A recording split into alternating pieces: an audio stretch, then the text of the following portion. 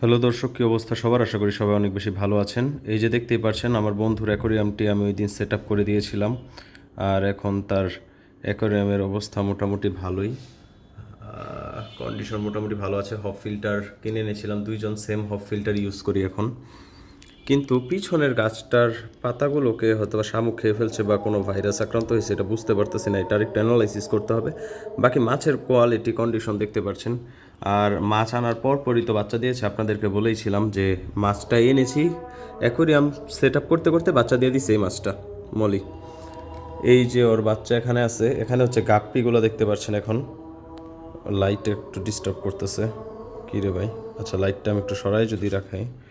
এই যে দেখেন, এই জায়গায় গাপ্পির বাচ্চাগুলো আছে। গাপ্পির সাথে সাথে হচ্ছে এই যে বড় বড় বাচ্চাগুলো দেখতে পারতেছেন, এগুলো হচ্ছে মলির বাচ্চা।